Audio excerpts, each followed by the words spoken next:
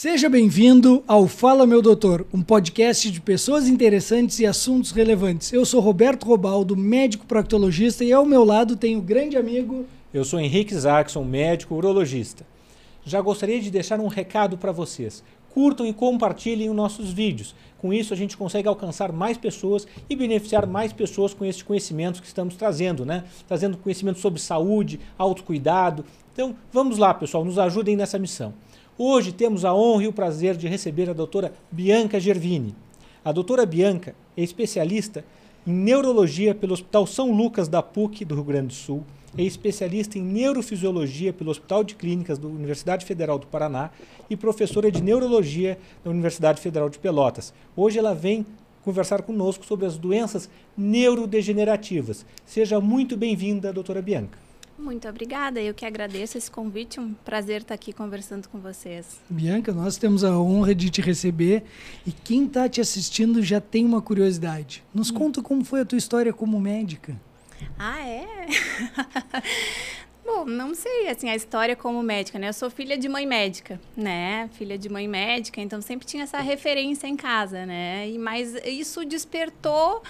Acho que lá no final do colégio, assim, sabe? Tava no terceiro ano pensando em fazer o que fazer, né? Até então não tinha isso muito bem definido, né? A minha mãe, infelizmente, apesar de ser da medicina, né? Teve uma doença muito séria, teve um tumor cerebral e isso também acaba mobilizando a gente. Ficou com uma sequela grave na época, né? Quando eu estava no segundo ano do colégio. E eu acho que isso me aproximou mais, assim, tanto de ter visto tudo que ela trabalhava. Acho que o contato com a doença dela também me puxou mais para essa área, e quando eu decidi ser médica foi uma decisão que não foi mais não teve mais dúvida, pareceu a coisa certa a ser feita, né? E foi uma coisa bem natural, assim, e aqui eu tô. E a conexão com a neurologia veio dessa vivência? Eu acredito que sim, sempre tem uma influência disso, né? Já na faculdade, um dos primeiros estágios que eu fiz foi na neuro, então a gente sempre tem um interesse um pouco mais pela área, né? Eu me encantei muito na época, gostei muito, mas ficou um pouquinho de lado, uma época eu quis fazer dermato, né? Gostei muito de dermato, acompanhava o ambulatório e tal. Fui para Porto Alegre fazer o estágio de sexto ano pronta para fazer dermato, mas chegou lá na hora e eu vi que não era aquilo, né? Aí resolvi fazer clínica e da clínica também foi uma decisão muito certa que é para neuro e também não foi uma coisa mais que teve dúvida nenhuma, assim. Achei que era esse o caminho a ser seguido mesmo e aqui estou eu. Coisa boa. Henrique, muito bom. Vamos agradecer aos nossos patrocinadores inicialmente, verdade, Robertinho. Senão a produção nos puxa as orelhas depois. É isso aí, pessoal. Agradecer ao laboratório Roger Pérez, há 90 anos prezando pela sua saúde. O Roger Pérez tem uma estrutura tecnológica e automatizada em exames bioquímicos e hematológicos, dessa forma garantindo agilidade, precisão e eficiência no resultado dos seus exames. Telefone 3225-4488. Agradecemos também a parceria da Marco Investimentos, especialistas em confiança e credibilidade. Em parceria com a XP, eles criaram uma assessoria muito especial, que é o modelo Marco de atendimento, colocando o cliente em primeiro lugar. Para mais informações, acesse marcoinvestimentos.com.br. Agradecer também o consultório odontológico Dr. Jefferson Freitas. O Dr. Jefferson é especialista em endodontia, ortodontia, próteses e implantes dentários. Atua tanto na parte funcional como também na parte estética. Telefone 999-830444. E mais um dos nossos parceiros é a Up Imóveis, a imobiliária que mais cresce em Pelotas e região. Eles têm 3 unidades na cidade, sendo 2 no centro e uma muito especial no Parque Una, no prédio Una Makers. Para mais informações, entre em contato pelo telefone 53 3307 0251 ou acesse uprealiza.com.br. Outro apoiador do nosso projeto é a ClinRad, Clínica Radiológica. A ClinRad realiza tomografias, ressonâncias e muitos outros exames de imagem.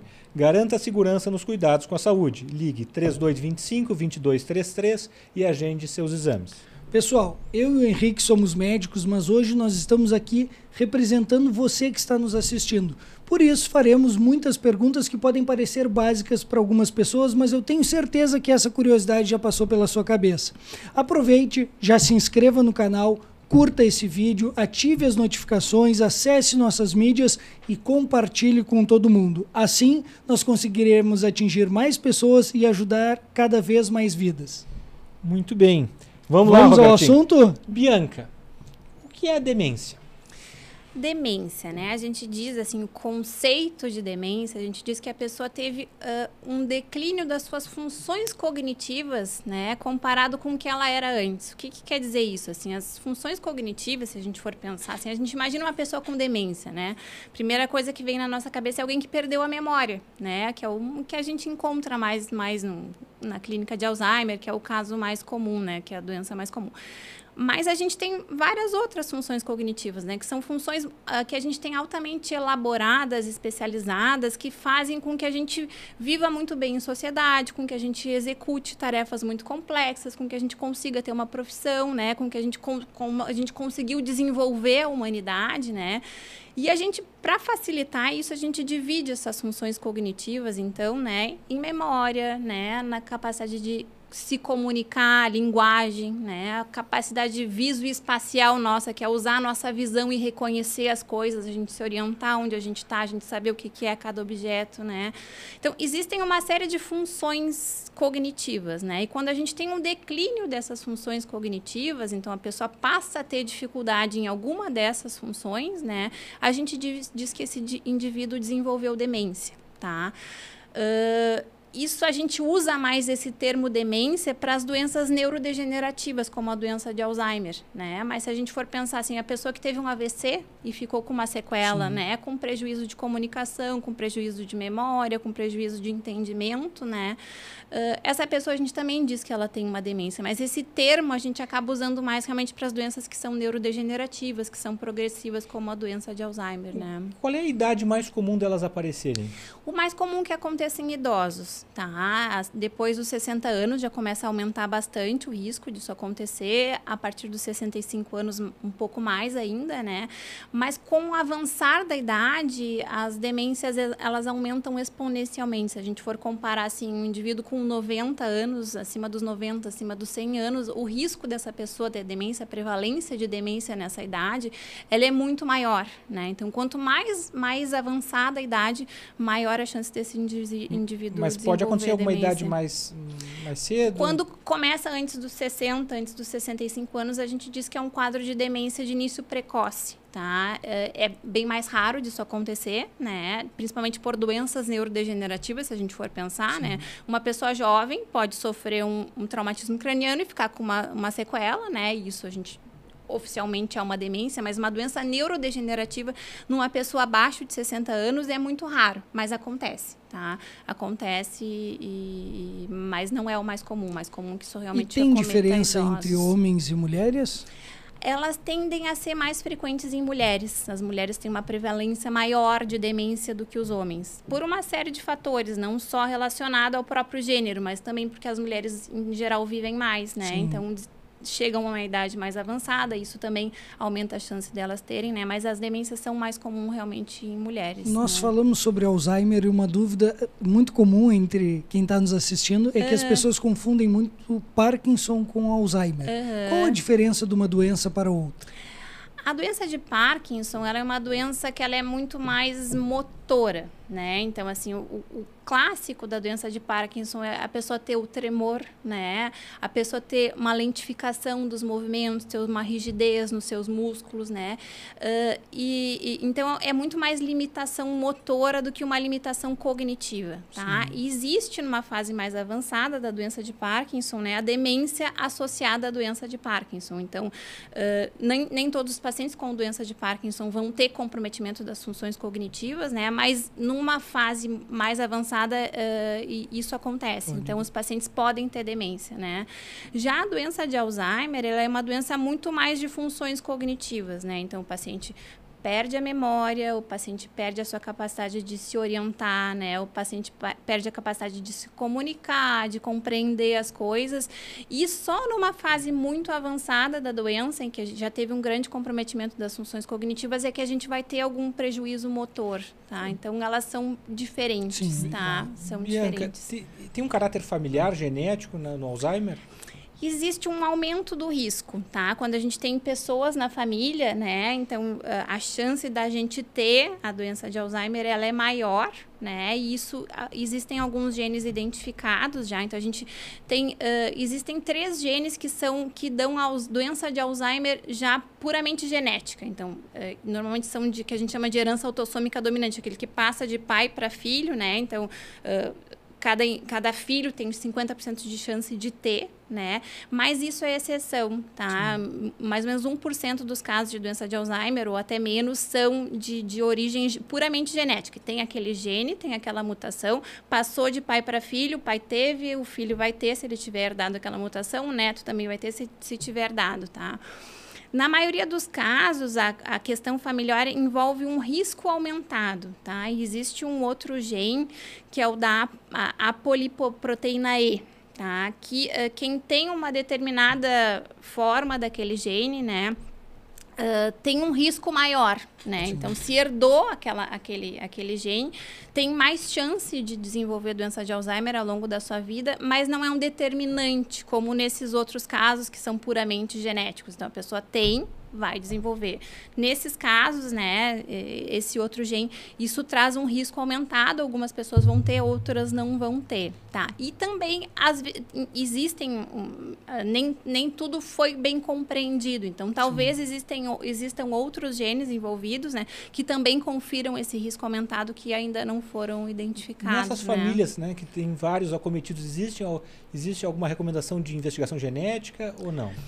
Pois então, quando a gente pensa, né, quando a gente entra por esse lado de pensar, né, numa investigação genética, se eu vou ter ou não vou ter determinada doença, a gente sempre tem que pensar, antes da gente fazer essa investigação, o que eu vou fazer com essa informação, né? Então, assim, a gente está mudando muito a nossa compreensão das demências e o que a gente vai ter num futuro próximo, acho que de acesso, talvez mude um pouco a nossa perspectiva de lidar com esse tipo de coisa, porque a gente tem agora, isso a gente pode, de repente, já entrar, algumas drogas novas, né, que mudam, que ainda não foram lançadas no Brasil, mas isso tem no exterior já, né, que mudam a evolução da doença. Então, quando a gente tiver disponibilidade de drogas que mudem a evolução da doença, eu acho que todo mundo tem que ser investigado precocemente para que possa ter essa intervenção. Mas enquanto eu não tiver o que fazer com essa informação, bom, te dizer, Henrique, tu vai ter doença de Alzheimer, né? E eu não,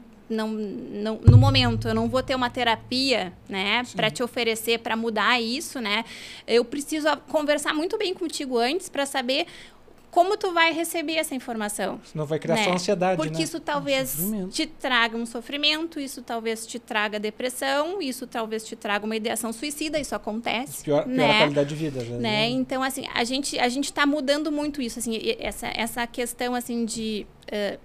achar que não vale a pena fazer um diagnóstico precoce ou definir quem está em risco ou não, era um conceito que a gente tinha bem estabelecido muitos anos atrás. Tá? Isso estava bem documentado. Olha, não tem por que a gente fazer um diagnóstico precoce de uma demência se eu não vou poder mudar a vida dessa pessoa. Não tem por que eu fazer um diagnóstico genético de uma doença neurodegenerativa se eu não vou poder mudar, né? Se eu não vou poder oferecer alguma coisa para mudar isso. Mas as coisas estão mudando. E eu acho que com esses novos tratamentos que a gente tem em vista, né? E até não só com isso, né? Não só com esses novos tratamentos que tem em vista. Hoje em dia a gente tem já conhecimento de que... mesmo essas formas genéticas, parece que existem muitas coisas de estilo de vida, de comorbidades, de hábitos, né, de questões nutricionais, de atividade física que a gente pode oferecer para o paciente que podem mudar a evolução dele, Bianca, fazer adiar Bianca, essa te perguntar uma coisa. É comum, né, os pacientes falarem, né? O seu fulaninho estava indo muito bem, não tinha nada até se aposentar.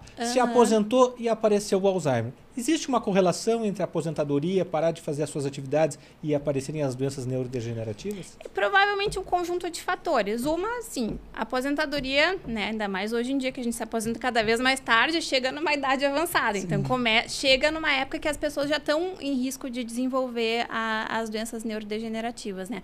Mas a gente tem muito claro também que existem algumas coisas, por exemplo, o isolamento social, né? É uma coisa que aumenta o risco da pessoa desenvolver demência. Então, daqui a pouco, paciente esse? Estava lá, ele ia para o trabalho todo dia, ele tinha contato com um monte de gente, ele exercitava o seu cérebro, né, o tempo todo, e agora ele foi para casa e ele parou de fazer coisas, né? Então, isso contribui. Falta de estímulo. Isso, a falta de estímulo contribui, a falta de interação social, né?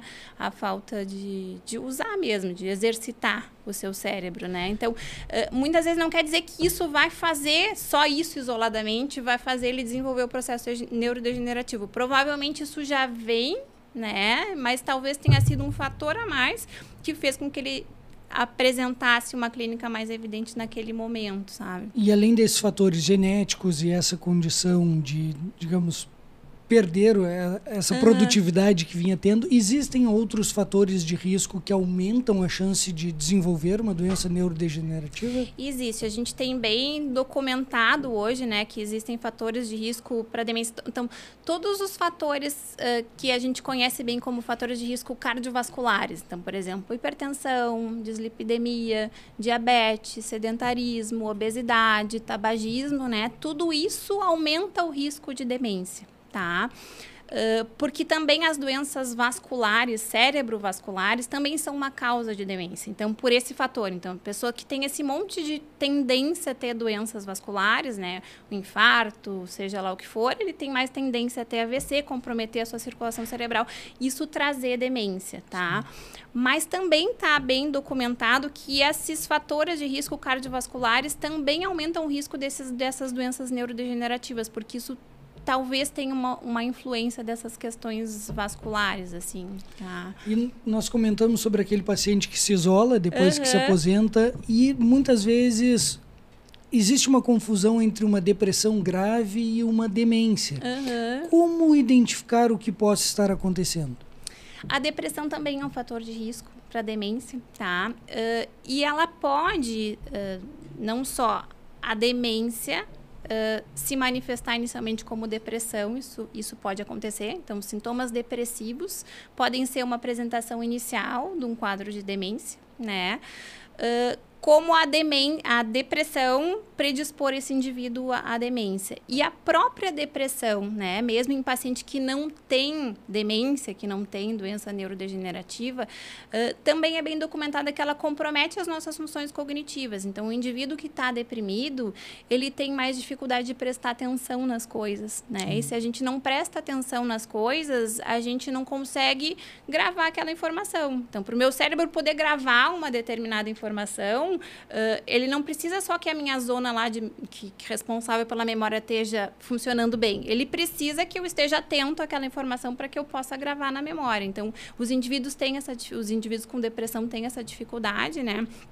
E eles também têm mais uma certa lentificação, muitas vezes de pensamento, que isso afeta a função cognitiva, né? E na memória também é bem documentado que eles têm um pouco de dificuldade de evocar a memória. Porque a gente for pensar assim, ó, memória não é só aquilo que está guardado lá no nosso cérebro. Então, eu preciso estar atento à informação, eu preciso guardar aquela informação, e quando eu precisar daquela informação, que eu quiser lembrar de tal coisa, eu preciso saber como acessar aquela informação no meu cérebro, né? Então, muitas vezes as pessoas com depressão também têm essa dificuldade, tá? Então, a depressão em si traz transtornos cognitivos, traz sintomas cognitivos. A depressão em si é um fator de risco para demência, e a depressão pode ser uma manifestação de demência. Então, não é muito fácil a gente avaliar. Andam juntas, né? Então, muitas vezes a gente... o indivíduo idoso, né, às vezes, ou até nem idoso, ou qualquer outra pessoa que chega com queixa cognitiva e tem sintomas depressivos, muitas vezes a gente trata a depressão e a gente resolve os sintomas cognitivos daquela pessoa. Né? Algum declínio cognitivo é até natural ao longo da vida. A partir de que ponto que a pessoa se preocupa que tá mal? Pois então, não é tão fácil isso também, tá? O nosso cérebro envelhece como o nosso corpo inteiro envelhece. A nossa pele envelhece, as nossas articulações, o nosso coração, né? Tudo envelhece e o nosso cérebro também envelhece. Então, também é bem documentado que existe um certo declínio das funções cognitivas com a idade, tá? Mas o que diferencia o normal da idade, né, para uma demência, uma suspeita de doença neurodegenerativa, né? é bem conhecido hoje que quando o declínio que acontece, o normal na idade, ele não deve ser grave o suficiente para ser capaz de tirar a autonomia do idoso, do indivíduo. Tá? Isso é um conceito que não se tinha antigamente. Antigamente se achava que a demência fazia parte do processo de envelhecimento, como se fosse um fenômeno natural do envelhecimento, né? Então, tanto que se falava muitas vezes demência senil, como se fosse uma evolução normal, uma evolução natural. Hoje é bem claro isso de que a gente espera que os idosos tenham um certo declínio cognitivo, mas a partir do momento que esse declínio cognitivo for o suficiente para interferir nas atividades diárias dele, então a forma como ele vai, se ele ainda trabalha, se isso vai impactar no trabalho dele, ou vai impactar na capacidade dele de fazer compras, dele manejar os remédios que ele usa, dele cuidar da saúde dele cuidar da sua alimentação, né? Isso já nos faz acender o sinal de que isso é uma coisa patológica, porque o envelhecimento normal, os indivíduos não devem perder essa autonomia, tá? Então, quando já tem, assim, a gente estava falando sobre o conceito de demência, a gente falou nesse declínio cognitivo, né? Mas esse declínio cognitivo, para a gente fechar o diagnóstico de demência, ele tem que ser capaz de interferir nas atividades de vida diária desse indivíduo, né? Então, a gente diferencia assim, tá? Demência, ela não é assim, a não ser nesses casos, que é realmente um evento agudo, um AVC, né, que realmente o paciente perdeu essas funções por um evento agudo, né? As doenças neurodegenerativas não acontece assim da pessoa dormir bem, né, e acordar com Alzheimer, né? Não, isso é um processo que ele se estabelece muito lentamente. Progressivo. Tá? É isso, E já está bem claro de que antes dos pacientes começarem com alguma queixa, né, o processo patológico lá, toda a alteração neurodegenerativa nos neurônios dele, lá no cérebro dele, começou de 10 a 20 anos antes, né? Então, é uma doença muito longa, tá?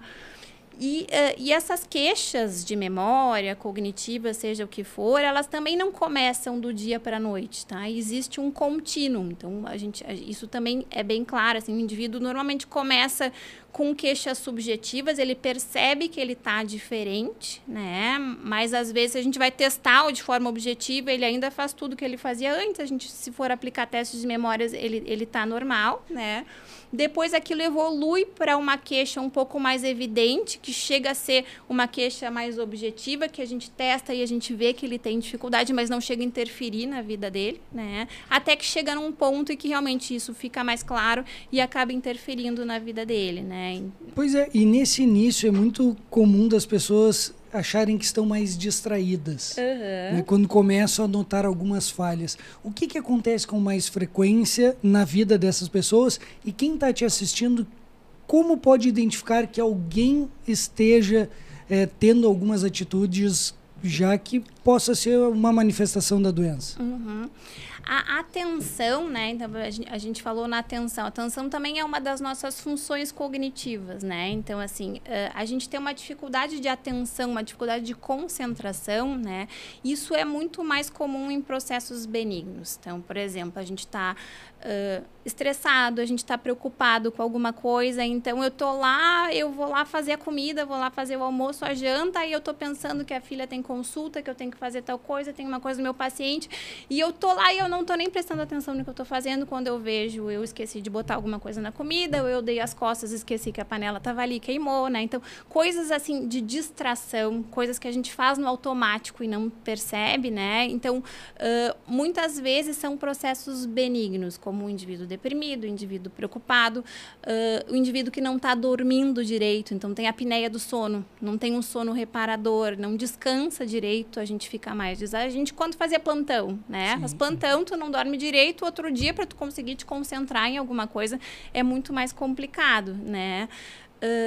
Então, as coisas que são, assim, de distração, de desatenção, claro que podem ser um indício de doença neurodegenerativa, mas muitas vezes elas não são, tá? Começa a nos preocupar quando a pessoa realmente tem dificuldade de memória. Então, assim, ela pegou aquela informação, era um compromisso que ela marcou, né? Para aquela data, ela sabia, ela registrou, né? Ela marcou, mas aí chega perto aquilo como se tivesse se apagado da cabeça. É diferente do eu esqueci que estava na hora, eu esqueci que hoje era dia 22, né? Às vezes isso pode acontecer, da gente se distrair, mas as coisas, os eventos que se apagam, tá? E também a questão assim, de não conseguir aprender informações novas, não conseguir guardar coisas novas, né? Isso já nos acende um alerta, porque essas normalmente são as primeiras manifestações da doença Bianca, de Alzheimer, né?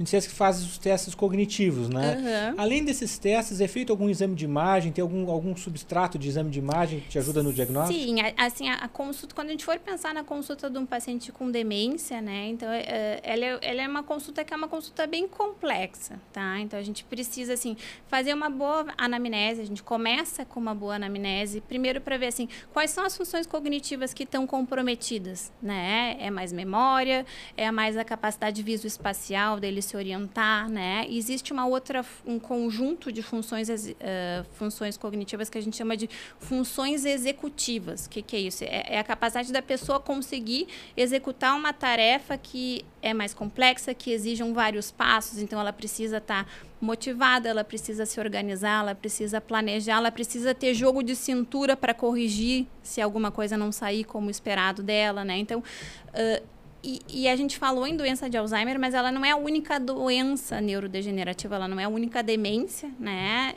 E não é das neurodegenerativas a única. Então, a gente precisa ver bem qual é o perfil de função cognitiva que esse paciente está perdendo, porque isso vai nos dar indício, vai me fazer suspeitar mais em uma causa ou outra, né? A gente precisa ver qual é o impacto disso, assim, como é que isso está evoluindo, né? Em quanto tempo isso se estabeleceu, né? Como é que isso está impactando a vida dessa pessoa, né? Então, assim, qual é o impacto? Isso está sendo progressivo ou não está sendo progressivo, né? A gente precisa ter uma ideia da saúde da pessoa. Então, assim, existem medicamentos que afetam as nossas funções cognitivas, então alguns antidepressivos, alguns medicamentos sedativos que se usa para dormir, né? Os medicamentos para incontinência urinária, que tem, então, uma função que a gente chama de anticolinérgica. Então, eu preciso fazer uma análise bem completa, né? Antes de pensar em investigar uma doença neurodegenerativa, eu tenho que investigar se não tem alguma coisa, né, na vida dessa pessoa, um remédio, uma doença sistêmica, né? Ou o sono que está ruim. Então, isso tudo tem que ser avaliado na consulta, né? Antes da gente pensar em partir para uma investigação complementar. E aí, por questões da própria, muitas vezes, dificuldade cognitiva que essa pessoa tem, ela tem dificuldade de passar todos os detalhes da história que a gente precisa, tá? Porque uma coisa que na doença de Alzheimer é muito comum, né? O termo científico para isso é a nosognosia. A pessoa tem dificuldade de perceber as suas limitações. Então, muitas vezes, a pessoa com Alzheimer já estabelecido, né, com demência, já com uma limitação significativa, para ela, as queixas cognitivas nem existem. Até é como se ela esquecesse que ela esquece, né? Então, é uma anamnese que é difícil da gente fazer só com o paciente, né? E, por outro lado, muitas vezes os pacientes que se cobram mais ou que se exigem mais, às vezes eles supervalorizam queixas, né? Então, a gente ter o acompanhamento de um familiar, um informante junto, é fundamental na consulta, porque muitas vezes o familiar vai ajudar a confirmar aquelas queixas do paciente, né? Ou ele vai dizer que não, realmente tem alguma dificuldade, mas isso ele está funcionando normal, a gente não percebe que ele tenha mudado, né? Ou então o contrário, olha, ela não percebe que ela está esquecida, mas a gente vê que ela está cada vez com mais dificuldade, a gente precisa supervisionar o tempo todo. Então, antes da gente pensar em partir para uma investigação complementar, que foi a tua pergunta, né? A gente tem que fazer uma avaliação mais ampla, né? E aí, a partir dessa avaliação mais ampla, isso vai nos guiar, tá? Normalmente, a gente começa a investigação pensando em exames complementares, assim, em afastar aquilo que a gente chama de causas tratáveis, né? Que podem simular uma doença neurodegenerativa, mas que são muitas vezes muito fáceis de resolver, como uma deficiência de vitamina, tá? A deficiência de vitamina B12 é uma coisa bem comum na população, né? E afeta muito a memória, afeta todas as funções cognitivas e pode simular um quadro de doença de Alzheimer mesmo, tá? Função de tireoide, então os pacientes que têm hipotireoidismo, né, eles podem ter comprometimento cognitivo muitas vezes grave, então é uma coisa que a gente tem que investigar, né? Outras vitaminas, ácido fólico, a gente tem que fazer uma avaliação da função hepática. Então, existem uma série de exames clínicos que a gente pede para esse paciente, né, para a gente afastar essas causas que são tratáveis, tá? Tem muita coisa antes de fazer uma tomografia, uma ressonância. Exatamente, tem muita coisa antes, né? Então, e aí a gente afastou essas causas tratáveis, claro que vai depender tudo do que a gente já coletar na anamnese. Se na anamnese já ficar muito claro, né, de que provavelmente é um processo degenerativo ou existe um transtorno, né, realmente comprometendo as funções cerebrais orgânicos, seja o que for, às vezes a gente já faz essa investigação junto, né? E aí o exame, a gente tem exames de imagem, né? Então, o ideal é a gente fazer uma ressonância, que é muito mais precisa do que uma tomografia, né? Se a gente for olhar lá no protocolo do SUS, de investigação do SUS, ainda está lá para a gente se fazer uma tomografia, mas a ressonância ela vai nos dar muito mais informações, tá? E qual vai ser a função da ressonância nessa investigação? Então, ela vai nos ajudar, se for um processo neurodegenerativo, a ver se esse indivíduo tem alguma atrofia em uma região do cérebro. Então, assim, dependendo da demência, a gente falou mais do Alzheimer, né? A gente tem um comprometimento mais de regiões específicas. Sim. Então, no Alzheimer, a gente tem uma degeneração de uma região ali do encéfalo que chama hipocampo, né, que é muito importante para a nossa memória. Então, a gente vê que as pessoas com doença de Alzheimer vão ter, provavelmente, uma atrofia de hipocampo, uma atrofia do resto do cérebro, mas normalmente desproporcional, né? Em outras doenças degenerativas, a gente vai encontrar atrofia em outras regiões, tá? E também é importante a gente pedir sempre um exame de imagem, porque existem coisas que vão simular uma doença degenerativa que não são. Por exemplo, um paciente com tumor cerebral de crescimento lento, ele pode ter como apresentação só queixas cognitivas, né? Está mudando seu comportamento, está alterando a memória, está afetando as suas funções executivas, ele está ficando atrapalhado, e isso muitas vezes é uma alteração, né, Bianca, estrutural. E ao longo do tempo, esse paciente que vai piorando do Alzheimer, vai tendo repercussão na ressonância também ou não? Sim. Assim como a doença progride, né, ocorre essa piora dessa atrofia, isso é visível, tá? Pensando mais na investigação, outra coisa que a gente também sempre tem que pensar, né? Isso agora, essa semana, o presidente da República teve uma queda e fez um hematoma, né? Existem hematomas de crescimento muito lento, que levam semanas a meses, né? Que a gente chama de hematoma subdural crônico, que também pode ser uma causa de demência. Às vezes, um trauma, pelo que eu vi da descrição, ele caiu da cadeira, né? Bateu e fez um hematoma. Então, às vezes, é um trauma que nem chama muita atenção da pessoa, né? E às vezes vai acabar comprometendo as funções cognitivas depois de meses, porque esse hematoma vai crescendo, né? Então, a gente sempre tem que pesquisar isso, tá? Mas a gente consegue ver essa evolução, né? Muitas vezes numa fase bem inicial da demência, em que eu tenho pouco comprometimento, a ressonância é normal, pode acontecer, a gente pegar essa investigação numa fase inicial, e à medida que a doença se agrava, a gente vê mais atrofia, né? E hoje em dia a gente tem outros exames mais sofisticados, né? Então, a gente tem exames que vão me dar uma noção de funcionalidade desse cérebro, né? E o principal deles é o PET-FDG. Então, o indivíduo é administrado um marcador radiativo, né? Que tu vai captar lá no cérebro que regiões desse cérebro estão funcionando melhor do que outras. E a gente vê que em algumas demências específicas existe um padrão de perda de funcionamento de determinadas regiões do cérebro. Isso nos ajuda também nesse sentido, né? E mais recentemente a gente tem disponível, né, o que a gente chama de biomarcadores. Então a gente consegue, né, com exames específicos, existe aí um outro tipo de PET, né, que é o PET para amiloide, né? A amiloide é a proteína que se deposita nesse processo degenerativo. Então, assim, é a que está... É uma das principais envolvidas na fisiopatologia da demência, da doença de Alzheimer. Então, a doença de Alzheimer se desenvolve porque acontece, em parte, porque acontece um acúmulo dessa proteína, tá? E de pouco tempo para cá, a gente tem disponível no Brasil e tem em Porto Alegre a possibilidade de a gente fazer um PET que marca esse amiloide. Então, o paciente vai lá e ele faz o exame e eu consigo ver no PET onde é que tem amiloide, se tem amiloide depositado naquele encéfalo e onde é que está esse amiloide, tá? Então, isso nos ajuda a confirmar, né? São recursos que a gente não tinha antigamente e que hoje em dia a gente tem, tá? Que vão nos ajudar a definir esse diagnóstico melhor. Existem outros biomarcadores também, assim, a gente consegue dosar no líquor, fazer um exame do líquor, né? Do líquido da espinha e ver se tem essas proteínas anormais que estão envolvidas na doença, né? Mais recentemente tem um exame de sangue que a gente consegue detectar também, que ainda não está bem validado, assim, qual vai ser o papel dele na prática clínica, mas a gente tem cada vez mais recurso para avaliar esses pacientes. Bianca, ao longo da evolução da doença, a memória vai ficando cada vez mais prejudicada. Mas por que em alguns momentos os pacientes flutuam essa capacidade? Tem dias que estão bem, tem outros dias que estão ruins. Por que isso acontece? Pois é, assim, a flutuação isso pode acontecer com qualquer demência, né? Mas a flutuação, quando a gente vê um indivíduo que flutua muito, né? A gente pensa num diagnóstico que é uma outra doença neurodegenerativa, que é a demência por corpus de Levy, tá? Que eu não sei se vocês já ouviram falar, mas também é uma doença, ela tem como se fosse uma mistura de patologia da doença de Alzheimer com patologia da doença de Parkinson, tá? Então, esses pacientes têm comprometimento cognitivo, mas eles também têm manifestações de parkinsonismo, de tremor, de lentificação de movimento e tal, né?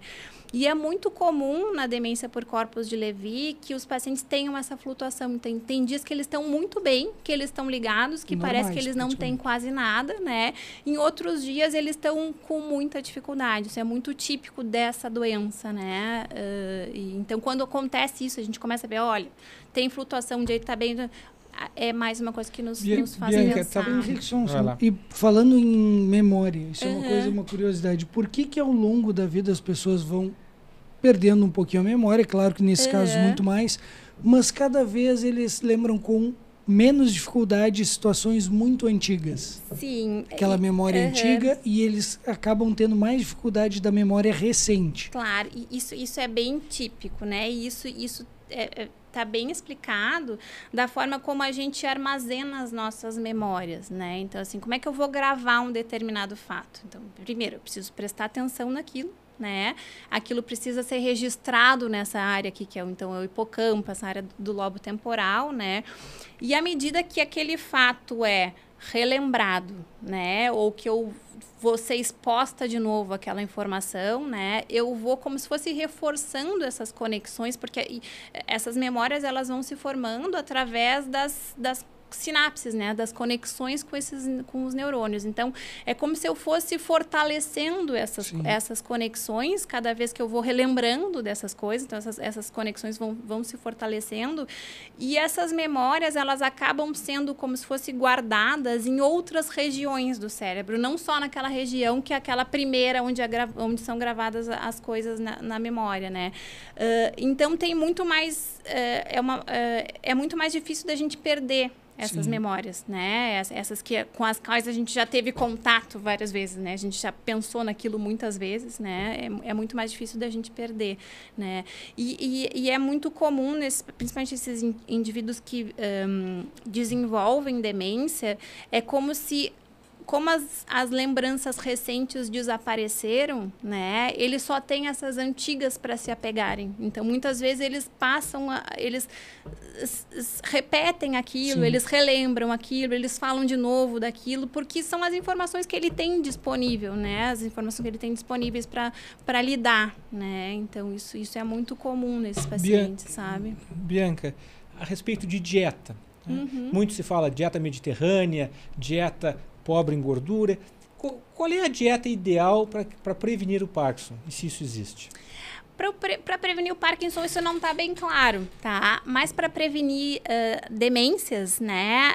Isso está mais claro, tá? E a dieta mediterrânea parece ser a melhor opção. Tá? Existem várias variações, né? Não que a dieta mediterrânea seja a melhor opção, mas ela tem um conjunto de coisas que a gente sabe que são saudáveis para o nosso organismo como um todo.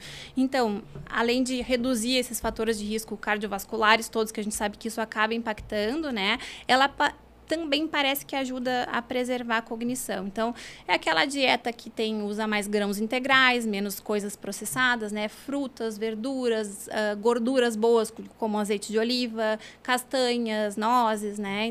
Peixe. Então, a gente sabe que os pacientes que são expostos, que têm a dieta mediterrânea como hábito, eles têm um risco menor de desenvolver demência do que as outras pessoas, sabe? Uma outra pergunta, Bianca. Daqui a pouco estão nos escutando, estão nos assistindo, alguém que tem um familiar, alguém, né, que está hoje com Alzheimer. O que eu posso fazer para ajudar o meu familiar? Quais medidas, né, que eu posso ser proativo e ajudar ele? Eu acho que primeiro é passar por uma boa avaliação, né? Então, assim, esse diagnóstico ele tem que ser bem feito. Existem esses diagnósticos que simulam, né? Então, doenças que simulam a doença de Alzheimer e que nem sempre é. Então, nem todo declínio cognitivo, nem toda perda de memória do idoso é doença de Alzheimer, né? Então, tem que passar por uma boa avaliação. A gente tem opções de tratamento, quando é a doença de Alzheimer, mesmo esses que não chegaram ainda aqui no Brasil, que ainda não estão aprovados pela Anvisa, né? A gente tem medicações que a gente chama que é da classe dos que aumentam a acetilcolina, anticolinesterásicos, né? Então, a gente sabe que os nossos neurônios, eles se comunicam por neurotransmissores, né? Então, libera o neurotransmissor, faz com que o outro neurônio reaja. Então, a gente tem uma série de neurotransmissores no nosso cérebro, né? E na doença de Alzheimer, o que falta mais, parece que o mais prejudicado é a acetilcolina, né? Então, medicamentos que aumentam a concentração de acetilcolina no nosso cérebro estão documentados que melhoram um pouco a funcionalidade desses pacientes com doença de Alzheimer, tá? Então, tem essa possibilidade. Tem uma outra classe de medicamentos, que é a memantina, que age no glutamato, que é um outro neurotransmissor também, que também pode ajudar esses pacientes. Então, a gente tem essas opções de tratamento. As pessoas têm que passar por uma avaliação para ver se realmente tem indicação de usar esses medicamentos, né? Não são medicamentos muito fáceis de tolerar. Então, assim, a gente sabe que a acetilcolina, ela também é envolvida em outros processos no nosso corpo, né? Então, nosso funcionamento digestivo, no batimento cardíaco. Então, os pacientes que usam esses remédios muitas vezes têm náusea, têm cólica, né? E não conseguem perda de apetite, ou tem bradicardia, o coração começa a bater mais lento, né? Então, eles não são muito fáceis de tolerar, mas para alguns pacientes funciona alguma coisa, né? E alguns pacientes conseguem tolerar. Então, acho que o primeiro passo é isso, é oferecer o que a gente tem de tratamento disponível, né? E a correção desses fatores de risco que a gente sabe que estão bem envolvidos. Então, atividade física, se for uma fase inicial de demência, ou o paciente estiver naquele processo inicial que está tendo algum declínio cognitivo, mas ainda não é demência. Então, fazer atividade física, a gente sabe que isso impacta, isso altera, né? Então, qualquer atividade física ou tem alguma o ideal é que seja uma atividade aeróbica, né? E a ideia é que seja pelo menos 150 minutos por semana, né? Então, essa é a receitinha, né? Mas alguma variação disso, claro, pode ser benéfica, né? Controle daqueles fatores de risco todos. Então, controlar a hipertensão, controlar a diabetes. O diabetes tem uma influência muito grande também. Então, essa questão da glicose, insulina, parece ter um papel também na doença de Alzheimer. Então, o controle do diabetes é super importante, né? Não fumar, né? Evitar o isolamento social, né? Que é uma coisa que também pode fazer com que agrave, né? Então, oferecer o que a gente tem de tratamento disponível e como a gente tentar corrigir esses fatores de risco que podem estar contribuindo para agravar a doença, é o que a gente tem, né? Pensando numa fase inicial da doença. E atividades cognitivas, como leitura, palavra cruzada, também ajudam?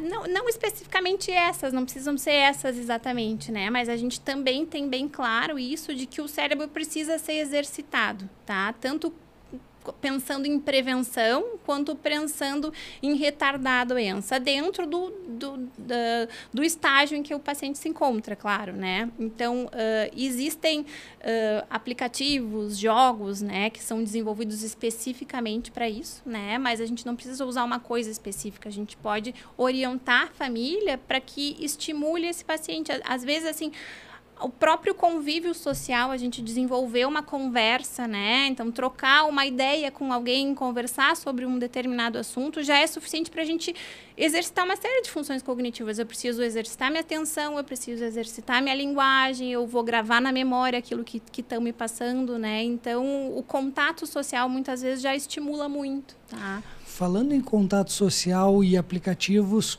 como vai se refletir na nossa função cognitiva essa parte do tempo de uso de telas, celulares, computadores e o isolamento social que isso traz também? Já está se refletindo? Pois é, isso é uma dúvida que eu tenho também. Não tenho essa resposta para te dizer. Né? Se a gente for ver, assim, quem trabalha com demência, a gente vai ler coisas sobre demência, a gente vai assistir palestras sobre isso. Isso é muito pouco abordado, porque eu acho que nos idosos, né, isso não é exatamente um problema, né? Porque eu acho que o tempo de tela de idosos não é uma coisa alta. Pelo menos essa é a impressão que eu tenho. Ainda não é. Ainda não é, né? Quando a gente for idoso, talvez, quando a gente chegar lá, né? Mas talvez por eles terem passado por todo um processo e a gente dá a impressão, pelo menos a impressão que eu tenho, que o tempo de tela deles é menor e que a tela, para eles, exerce mais um efeito de estímulo de aprender coisas diferentes do que exatamente uma coisa mais, ao contrário do que a gente vê em criança. Para criança, isso parece ser muito ruim. Porque eles estão lá numa atividade bem passiva, tendo contato com uma informação que mal é absorvida, né? E estão deixando de desenvolver uma série de outras atividades, de brincar, de usar a sua criatividade. A impressão que eu tenho é que nos idosos, esse tempo de tela, pelo menos a maioria das pessoas, não chega a atrapalhar, eu acho, tá? Mas é uma coisa que a gente tem que cuidar, porque também...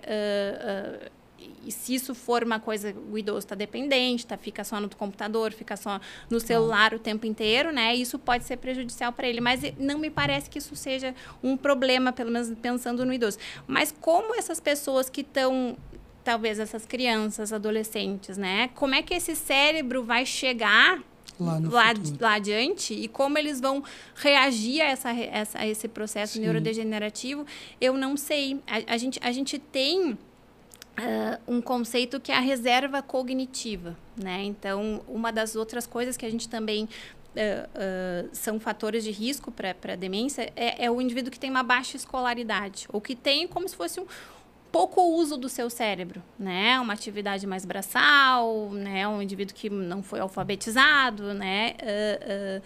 Então, a gente sabe que quando a gente desenvolve menos funções cognitivas ao longo da nossa vida, né? Esse meu cérebro é como se ele chegasse lá numa idade mais avançada, mais fraco para aguentar uma musculação cerebral, quase que isso. Exatamente, né? Que quando chegar lá adiante, né? A pessoa que desenvolveu muito mais habilidades, ela vai estar um pouco mais protegida e quando esse processo neurodegenerativo começar nela, ela vai conseguir aguentar muito mais esse tempo sem ela perder a sua autonomia, tá? Sim. Então, esse processo a gente chama de reserva cognitiva. Como que os adolescentes, né, de hoje, como as crianças de hoje, que parece que estão usando o seu cérebro de uma forma diferente, né? Como é que eles vão chegar lá? Qual vai ser a reserva cognitiva deles? Eu não sei. Talvez eles desenvolvam coisas diferentes, né? Habilidades diferentes que a gente não tem. Memorização é muito menor, né? Muito Uns menor. anos atrás nós lembrávamos diversos números de telefone. Hoje em dia, às vezes não sabemos da própria casa. Tem o endereço, às vezes o Waze nos ajuda a chegar. Exatamente. Sim, a gente queria buscar uma informação. Lá na minha casa, a gente tinha várias coleções de enciclopédia. Tu ia lá, buscava a enciclopédia, tu abria, qual é a capital da Eslovênia, né? Ljubljana, bota a enciclopédia de volta. Quando tu fosse pensar em buscar aquela informação de novo, né? Tu ia lá pegar de novo. Bom, tinha muito mais chance da gente gravar aquilo, né? Hoje em dia, a gente coloca no Google o que a gente quiser e tá lá. E aí, tu não precisa gravar aquela informação, porque tu sabe que daqui a pouco se tu precisar dela de novo, tu vai lá e busca e tá ali fácil, né? E agora a gente tá vendo muito a inteligência artificial entrar com tudo, né? E eu fico com medo dessa inteligência artificial atrapalhar a inteligência natural, eu acho, né? Bianca, alguns pontos que nós conversamos e tem algumas situações que são até polêmicas no mundo da internet. Falamos sobre uma doença onde está associado com a falta de uma vitamina específica, porém vemos que tem muitos produtos, suplementos vitamínicos sendo vendidos como protetores para essas doenças. Isso realmente é verdade? Olha, se é verdade, a gente não sabe ainda, né? Então, a gente não tem evidência científica no momento, né? Para dizer que, olha, tu pode tomar tal suplemento que teu risco de demência vai reduzir, né? A gente não tem essa informação ainda. Talvez essa informação venha, né? Sim. E talvez quem está receitando um suplemento agora, talvez não esteja errado. Mas eu não tenho informação, a base científica, documentada, de que realmente isso funciona.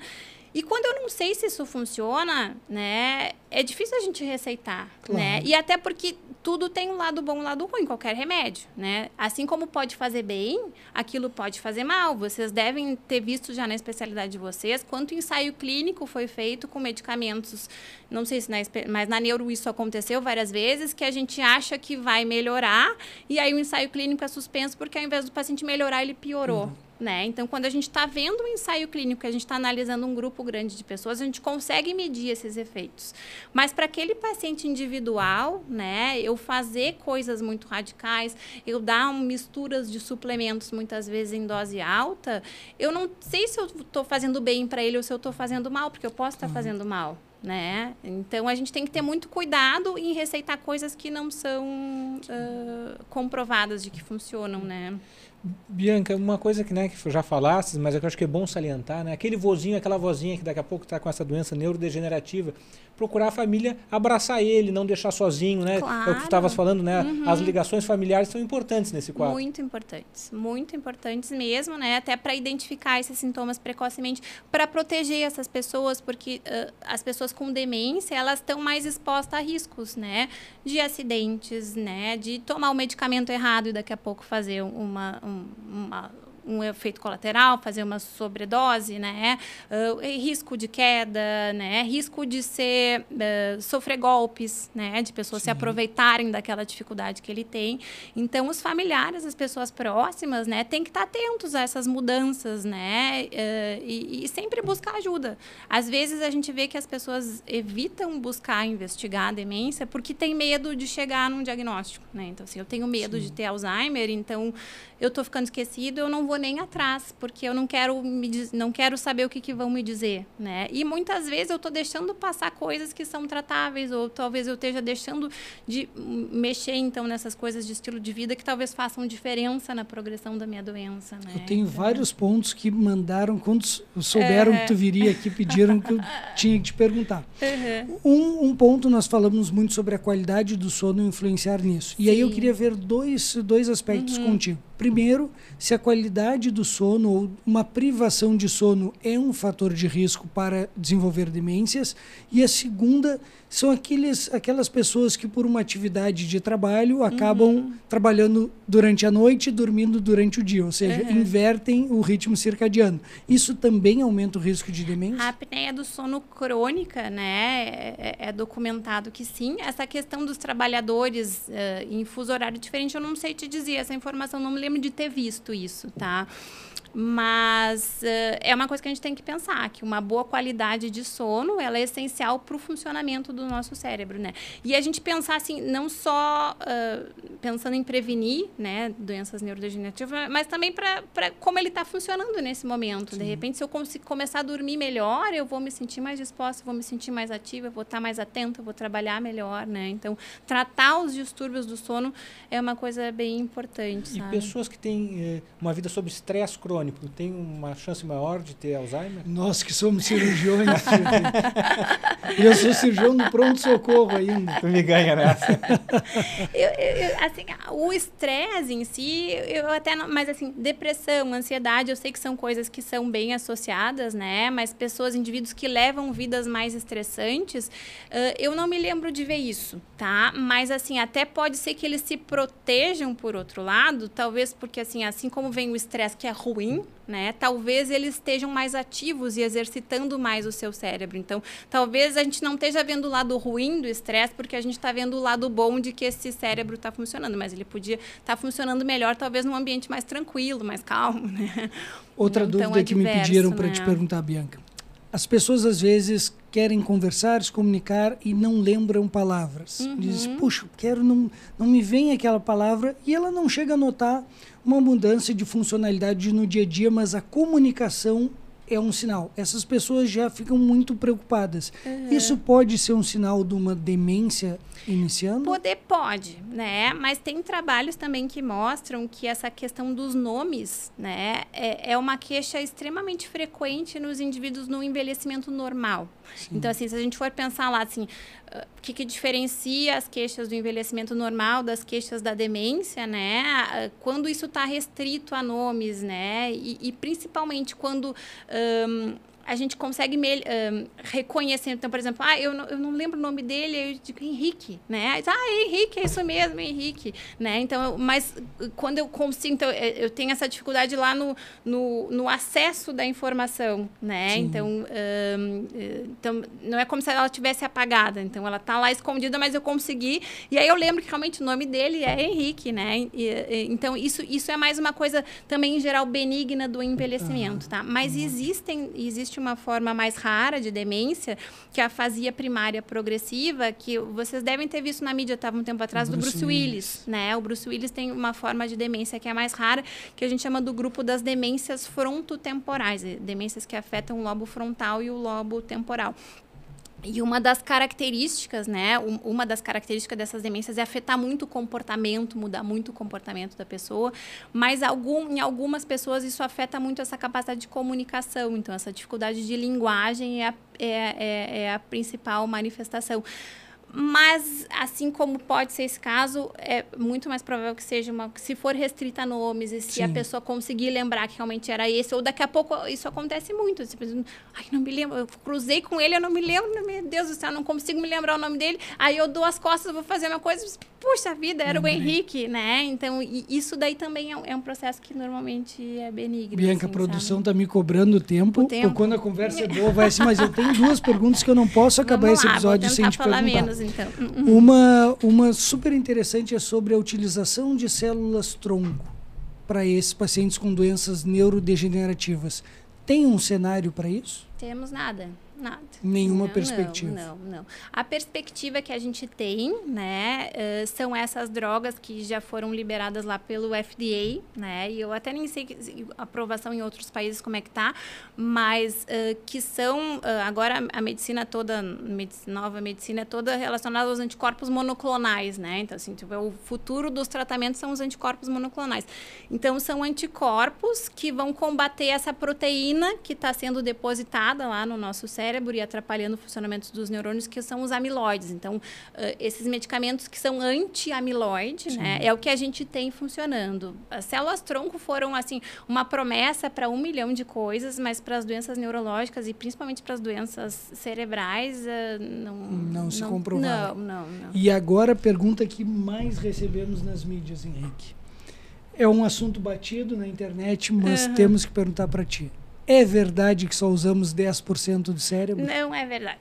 Isso é um mito, né? A gente não tem como medir o que a gente usa dele, mas a gente usa muito do nosso cérebro. A gente não usa o nosso cérebro o tempo inteiro, né? Várias regiões dele o tempo inteiro para fazer várias coisas, né? Então, assim, eu tô olhando, eu tô falando, eu tô escutando, eu tô me mexendo. Então, são várias regiões do meu cérebro que estão sendo ativadas aqui numa coisa bem básica, assim, bem comum, né? Mas, assim, talvez a gente tenha um potencial de desenvolver nossas habilidades e talvez seja isso que tenha criado esse mito, assim, né? Mas é um mito. Excelente. Agora eu respondi a todas. Pessoal, muito obrigado pelas perguntas. Eu prometi que eu ia trazer todas elas para a Bianca. A Bianca é fantástica. Olha, muito boa entrevista. É um prazer ter a Bianca aqui. Sabe que ela foi minha colega de colégio, a Bianca. A turma era boa, viu? E estamos fazendo 30 anos de formado. Não era para falar isso, não era para falar, né? Não era para falar. E temos que depois marcar um outro dia com a Bianca para falar sobre memória e inteligência. Memória e potencializar a inteligência. O assunto é super extenso. Tipo assim, tem mais 1 milhão de coisas para falar. Pensar assim, na demência avançada, nos cuidados que tem que ter, no impacto. Tem muita coisa. Bianca, já estamos esperando para a próxima. Vamos fazer a demência parte 2. Bianca, lá, foi uma honra te receber aqui.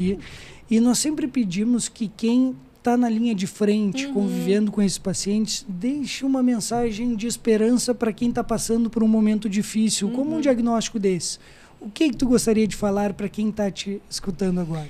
O que eu gostaria de falar? Assim, acho que a gente tem muito mais essas perspectivas de futuro. Eu acho que o tratamento dessas doenças vão melhorar muito, né? E talvez para quem esteja sofrendo disso agora, não importe tanto como vai ser no futuro, eles querem saber como vai ser o agora, né?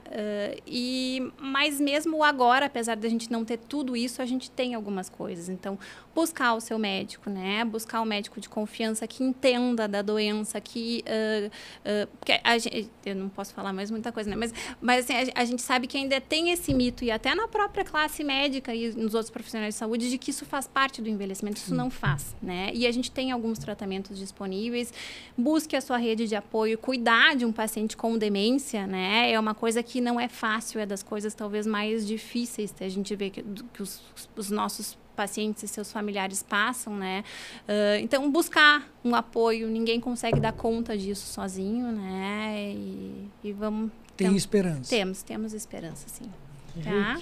Isso aí. Faça as honras, se despedir do pessoal. É isso aí, pessoal. Sempre terças-feiras, às 19 horas, nos acompanhem no YouTube. Temos o episódio completo. Nos acompanhem também nas outras mídias, Instagram, Facebook, tá? TikTok. Até no TikTok nós estamos, Robertinho. Encaminhe esse episódio para aquele familiar, para aquele amigo que está passando por essa situação, que tem algum familiar passando por essa situação das doenças neurodegenerativas do Alzheimer.